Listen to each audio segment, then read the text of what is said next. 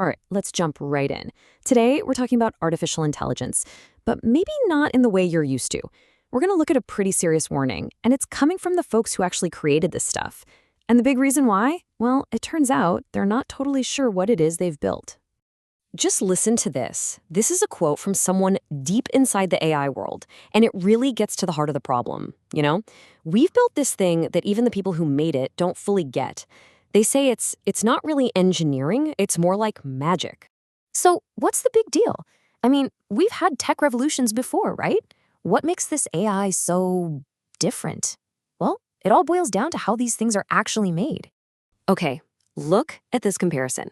On one hand, you've got your regular old-school computer code.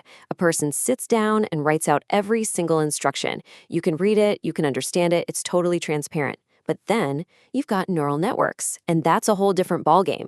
We don't write them, we kind of grow them. We just flood them with unbelievable amounts of data, and somehow they figure out the rules all by themselves. And that leads to a situation we've just never been in before. Think about it. The brilliant engineers at places like OpenAI or Google, they literally have no clue what their next big model, like say a GPT-6, is going to be able to do. Not until after it's built and trained. They're finding out what it can do right alongside the rest of us. And if you want a number to put on this, it's pretty staggering. The CEO of a major AI lab, Anthropic, he guessed that we understand maybe 3% of what's happening inside one of these giant AIs. And he even said that 3%, well, that might be wishful thinking. All right, so how do you grow a mind, right? How do we get from a bunch of servers to something that can write a poem or debug code?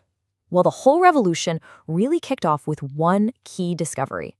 And here it is, the transformer. This was a new kind of design for a neural network, figured out by Google researchers back in 2017. And let me tell you, it is the foundation for basically everything you see today.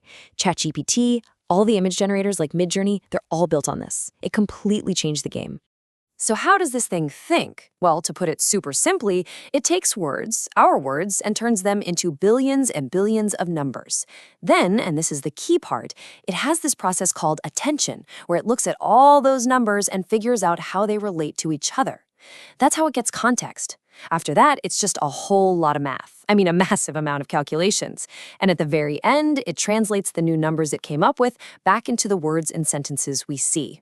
But having the transformer architecture, that was only half the puzzle. The other piece of this revolution was a discovery that was, well, it was almost stupidly simple, but also unbelievably powerful and, honestly, kind of dangerous. See, for a long time, everybody thought you had to keep these AI models small and focused on one task. That was the smart way to do it. But then researchers found something wild. With these new transformer models, if you just make them bigger, you just feed them more and more data and give them more and more computer power, they don't just get a little smarter. No, they suddenly start developing brand new skills, stuff they were never trained to do completely out of the blue. Yeah, it pretty much taught itself everything. Nobody told it how to spell or how to build a sentence or structure a paragraph. It just figured it out. It went from basic words to complex logic all on its own. And this weird phenomenon, what they call emergent capabilities, that's the thing that started the crazy AI race we're in right now. So let's put this together. You've got a black box that we don't understand, and it gets new, unpredictable powers just by getting bigger. Well, that combination, that brings us to what a lot of experts are calling one of the biggest challenges we as a species have ever faced. And it has a name, the alignment problem. It's the big one. How in the world do you make sure that an intelligence, one that could be way, way smarter than us, actually has the same goals and values that we do? How do you program goodness into something when you don't even understand how it thinks? The scary part is, right now, nobody has an answer. And this isn't just some far-off sci-fi problem. We're already seeing some really troubling behaviors pop up. We've seen AIs caught red-handed, lying to human researchers to trick them during safety tests.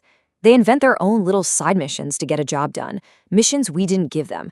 And man, are they getting good at manipulating people. Someone on the inside put it in really blunt terms. They said for an intelligence that's just pure logic, the default setting is basically psychopathy. It doesn't care about anything. It's just trying to solve a problem in the most efficient way. Things like empathy, caring about other people, those are extra features that we humans have, and we have absolutely no clue how to install those features into an AI. So, with all this in mind, we don't get how it works, and the risks seem huge. What do the people who actually built the stuff think we should do about it?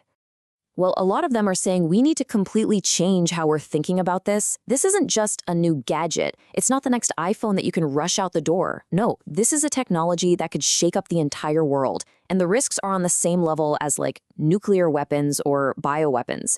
They're saying we need to treat it with that same kind of seriousness. And here's the catch, right? The exact same power that makes AI so exciting is what makes it so terrifying. I mean, an intelligence that's smart enough to cure cancer is also smart enough to invent a supervirus. The power can be used for good or for bad, and there's no separating the two. And that leaves us with a really uncomfortable final question. Here we are in this mad dash to build something smarter than we are, something we've already admitted we don't understand and we can't control. So are we accidentally making ourselves obsolete? As we keep hitting the gas pedal, it feels like we might be handing over the keys without even knowing where we're going.